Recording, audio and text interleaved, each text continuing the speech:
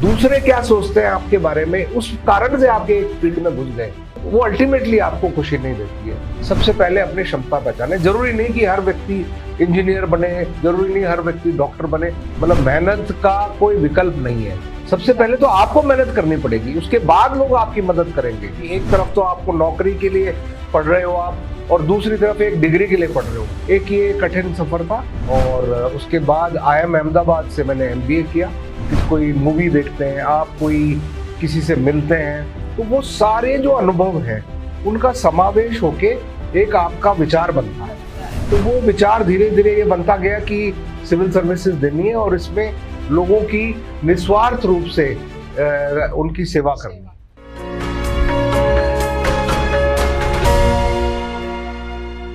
नमस्कार, जयपुर गुलाबी टाइम्स में आप सभी का स्वागत है। मैं हूं आपके साथ कंचन हिरानी, और आज हमारे गुलाबी टाइम्स के स्टूडियो में हम खास बातचीत करने वाले हैं डॉक्टर रवि प्रकाश मेहरडा जी से, पुलिस महानिदेशक साइबर क्राइम। नमस्कार सर, गुलाबी टाइम्स में आपका स्वागत है। सर, आज हम खास बातचीत करने वाले हैं, तो सबसे पहले बातचीत की शुरुआत करते हैं आपके बचपन से। कहते हैं कि कभी भी बचपन जब आता है, बचपन में कोई ऐसी घटना हो जाती है या कुछ ऐसी चीज हम देख लेते हैं, किसी व्यक्ति को देख लेते हैं जिससे हमें प्रेरणा मिलती है। ऐसा लगता है कि आगे बढ़कर इस जैसा बनना है, या आगे बढ़कर ऐसा काम करना है कि दुनिया हमें याद रखे, हर कोई हमें याद रखे। तो सर, आपके बचपन का ऐसा कोई वाकया हुआ हो जिसे आप सोचते हैं आज भी और आप याद करते हैं कि हाँ, ये बचपन में हुआ था, तब जाकर मैं कहीं ना कहीं मुझे प्रेरणा मिली और आज मैं यहाँ इस औहदे पर हूँ?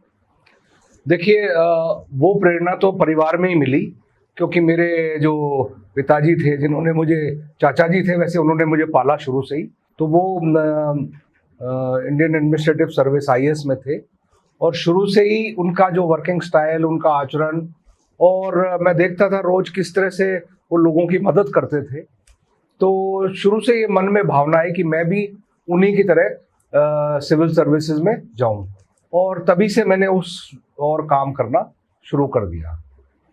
मतलब आपके परिवार से ही आपको ये प्रेरणा मिली है। कई बार ये तो होता है कि परिवार में भी कभी ऐसा होता है कि कोई व्यक्ति, बिल्कुल। और उसके अलावा देखिए, आप जब प्रेरणा लेते हैं तो एक मुख्य व्यक्ति होता है, लेकिन साथ साथ बहुत सी आपके अनुभव होते हैं। आप कुछ किताबें पढ़ते हैं, आप कोई मूवी देखते हैं, आप कोई किसी से मिलते हैं, तो वो सारे जो अनुभव हैं उनका समावेश होके एक आपका विचार बनता है।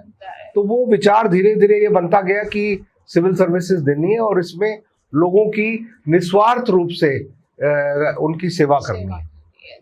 सर, एक और सीधा और सटीक सवाल कि डॉक्टर रवि प्रकाश मेहरडा का सफर और रवि प्रकाश मेहरडा, मतलब रवि प्रकाश मेहरडा से डॉक्टर रवि प्रकाश मेहरडा का जो आपका ये सफर है, इसकी कठिनाइयां, चुनौतियां और कई चीजें आपको सीखने भी मिली होंगी। सर, मैं चाहती हूँ कि हमारे दर्शक भी आपका ये सफर निश्चित रूप से देखिए कि जब आप अपने जीवन की शुरुआत करते हैं, तो जीवन की शुरुआत में आप अपने स्कूल में स्कूलिंग करते हैं, और स्कूलिंग में जो आप अनुभव गेन करते हैं, मेरे ख्याल से वो जो नींव आपकी स्कूल में पड़ती है, और स्कूल में जो आपके साथीगण हैं, आपके अध्यापक गण हैं, उनसे जो आपको प्रेरणा और जो सीख मिलती है, वो इतनी मजबूत होती है। कई बार अगर वो मजबूत होती है तो फिर आगे का आपका जो चरित्र निर्माण है, व्यक्तित्व निर्माण है, वो और आसान होता जाता है। तो मैं अपने स्कूल के को इसमें श्रेय दूंगा। सेंट जेवियर स्कूल जयपुर में मेरी स्कूलिंग हुई। वहाँ के जो टीचर्स हैं और वहाँ के जो जेजुइट फादर्स थे और हमारे जो साथीगण थे, सबसे कुछ ना कुछ सीखने को जीवन में मिलता है। तो जब स्कूलिंग के बाद जब पढ़ाई कॉलेज की बात हुई, तो फिर दिल्ली जाने का मौका मिला सेंट स्टीफेंस कॉलेज में, और वहाँ इकोनॉमिक्स ऑनर्स में मैंने BA ऑनर्स किया, और उसके बाद IIM अहमदाबाद से मैंने MBA किया। और इसी दौरान, क्योंकि शुरू से ही ये प्रेरणा थी सिविल UPSC देने की, सिविल सर्विस में आने की, तो फिर IPS अलॉट हुआ और राजस्थान कार्डर अपना होम स्टेट अलॉट हुआ। तो फिर मैंने ज्वाइन कर लिया पुलिस सर्विसेज को, और उसी दौरान जब तैयारी कर रहे थे सिविल सर्विसेज की, तो मन में ये ख्याल आया, और फिर घर से प्रेरणा मिली। मेरे जो पिताजी थे उन्होंने भी PhD की थी, और तो उन्होंने ही प्रेरित किया कि आप पीएचडी भी करें। तो कठिन चीज थी, साथ साथ सिविल सर्विसेज की तैयारी और फिर पीएचडी करना भी साथ साथ। तो ये कि बैलेंस जो करना था, क्योंकि एक तरफ तो आपको नौकरी के लिए पढ़ रहे हो आप और दूसरी तरफ एक डिग्री के लिए पढ़ रहे हो, तो ये एक दोनों में किस तरह से टाइम अलॉट करना है, सामंजस्य बनाना, एक ये कठिन सफर था।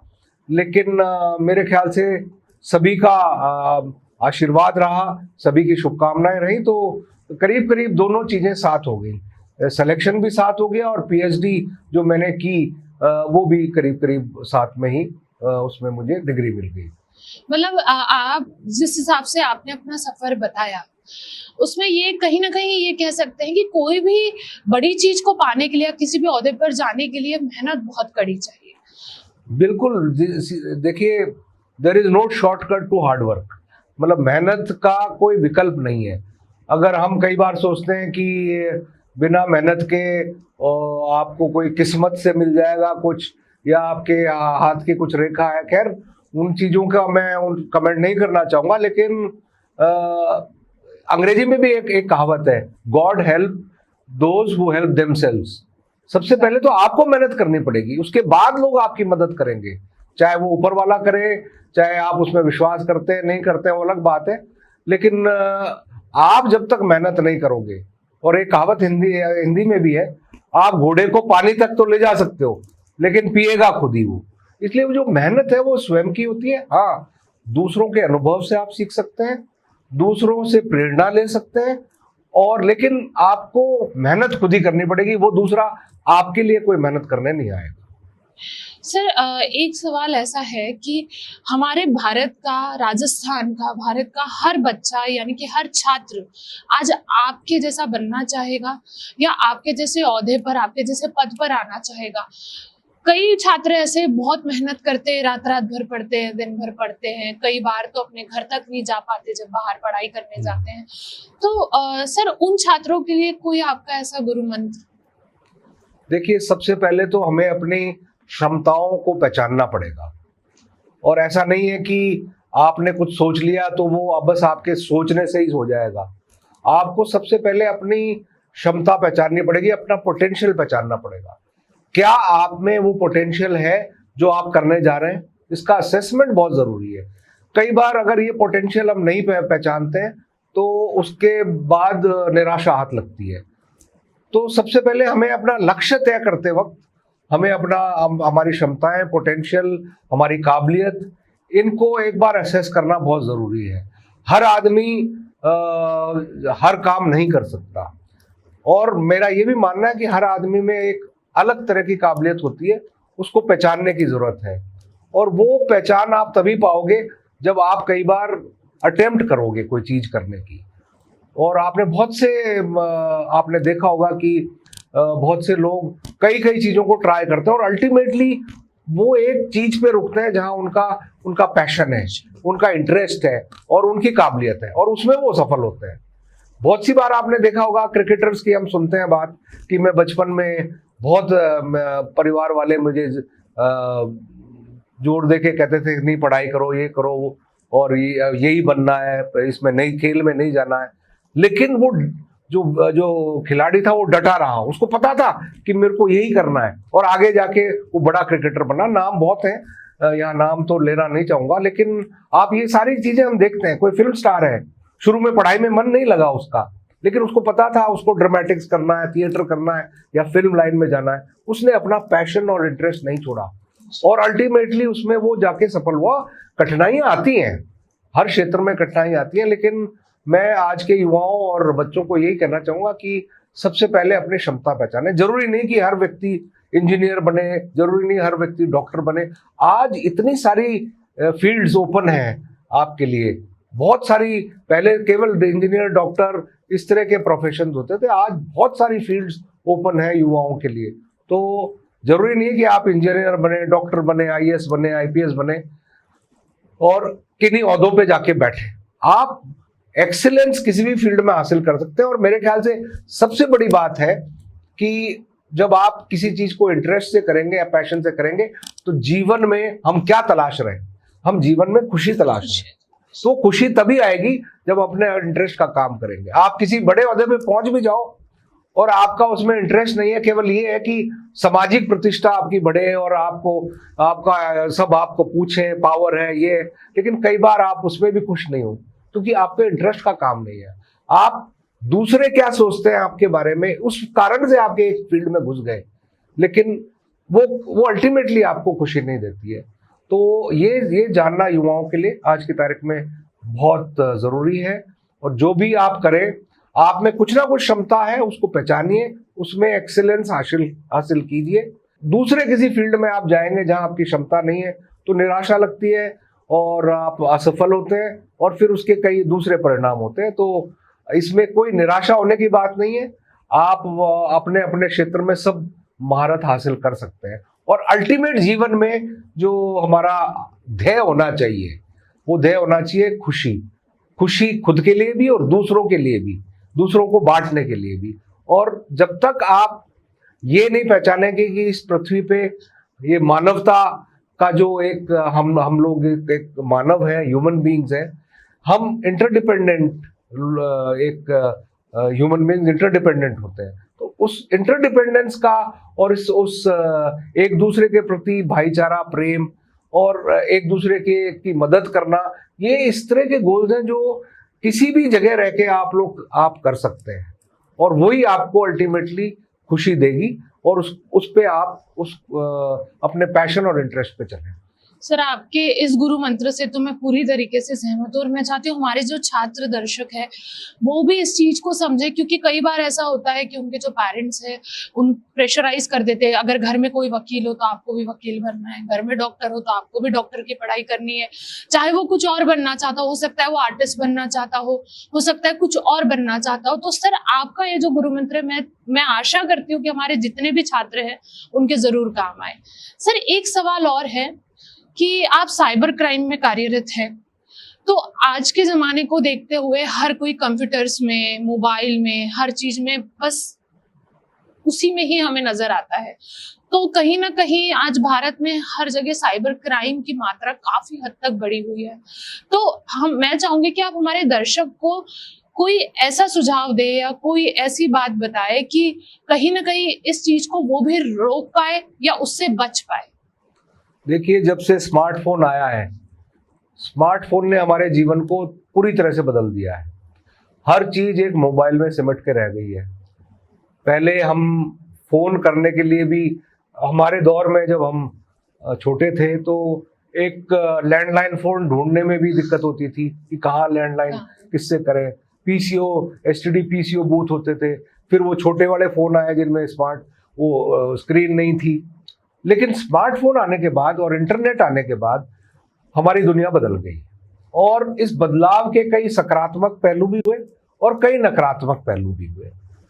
और इसमें आप देखें कि जिस तरह से सोशल मीडिया पे जो माध्यम है, फेसबुक है, ट्विटर है, इस पे इतना ज़्यादा सबका इन्वॉल्वमेंट हो गया है और कई बार जिस तरह की गलत मैसेजेस, हेट मैसेजेस, गलत कमेंट्स, ये नकारात्मक एक पहलू पे कई बार युवा चले जाते हैं।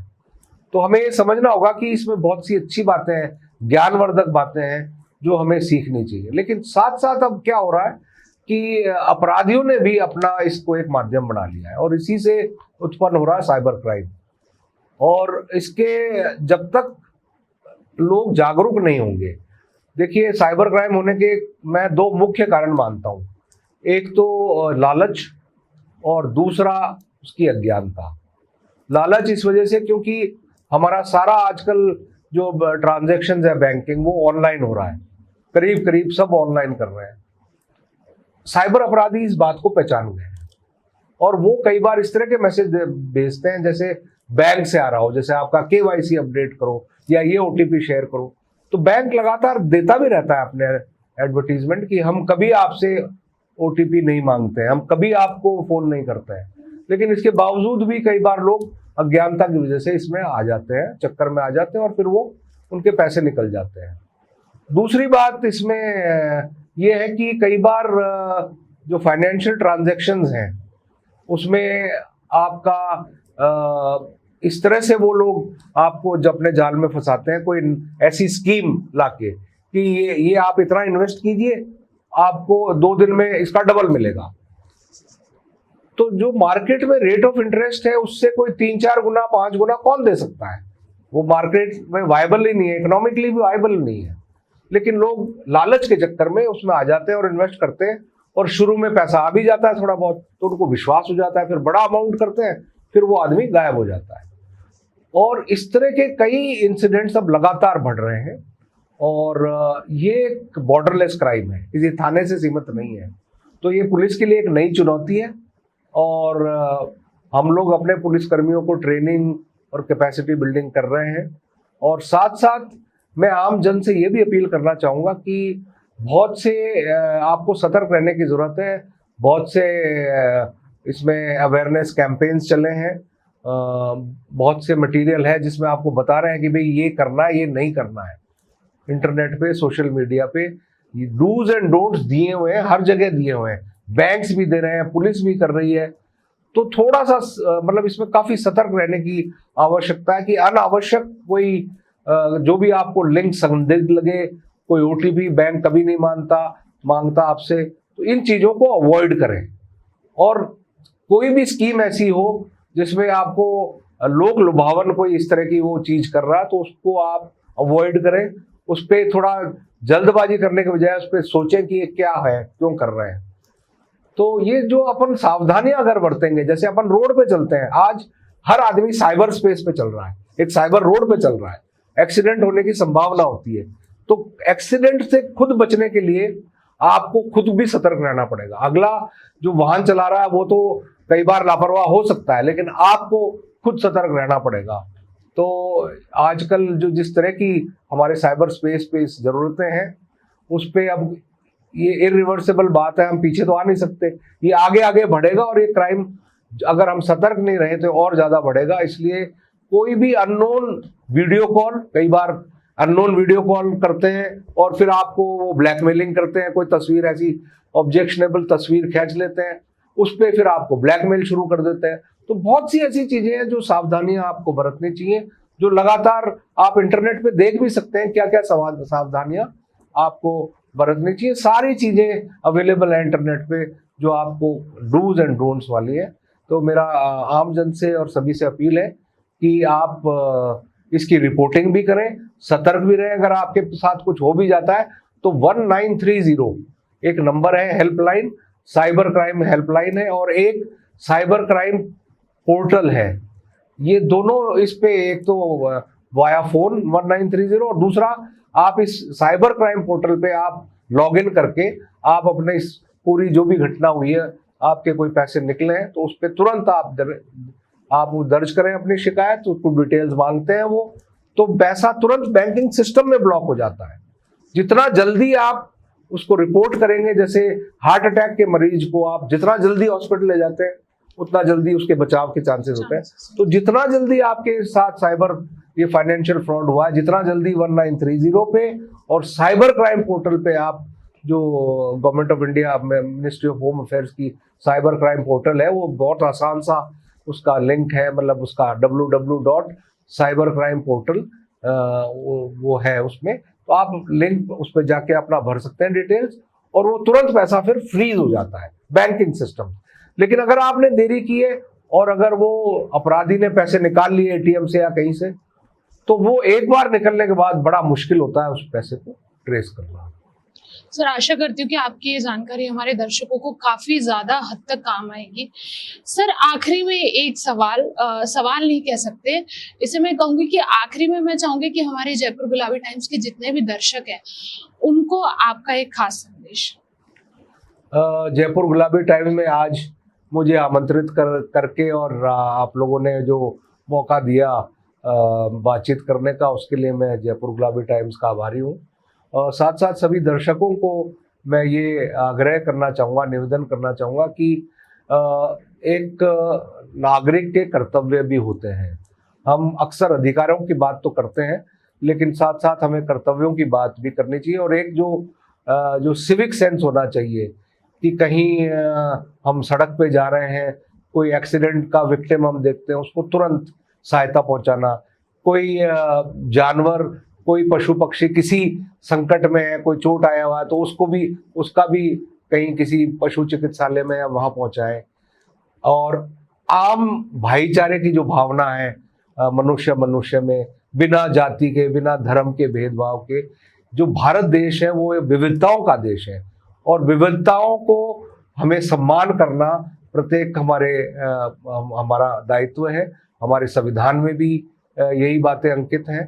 हमारे फंडामेंटल राइट्स तो हैं ही, लेकिन हमारे राइट्स इस तरह से हम उनको एक्सरसाइज नहीं करें कि दूसरे के राइट्स पे हम लोग कोई अतिक्रमण करें। इसलिए एक सभ्य नागरिक की तरह जो भी हमारे भारतवर्ष में का विकास होना है, जिस तरह से हमारा जीवन यापन होना है, वो तभी संभव होगा कि प्रत्येक नागरिक अपने कर्तव्य भी समझे और इस देश के विकास, एकता, अखंडता और विविधताओं का वो सम्मान करे। बहुत बहुत धन्यवाद सर। काफी अच्छा लगा कि आज आपने अपना कीमती समय हमारे जयपुर गुलाबी टाइम्स को दिया। आपके साथ इस खास बातचीत में बहुत कुछ सीखने मिला। जीवन का आपका जो सफर था, आपने किस तरीके से कठिनाइयों से निकलकर और इतनी कड़ी परीक्षाओं को देकर आज आप इस ओहदे पर पहुंचे हैं, और कहीं ना कहीं साइबर क्राइम को लेकर भी आपने हमारे दर्शकों को बहुत खास जानकारी दी। और आपका एक बात आपकी काफी अच्छी लगी जब आपने हमारे दर्शकों को बताया कि आपको उसी फील्ड में जाना चाहिए जिससे आपको प्रेम हो। ये बात भी काफी सर बहुत पसंद आई हमें, और बहुत बहुत धन्यवाद, आपने आज अपना कीमती समय हमारे जयपुर गुलाबी टाइम्स को दिया।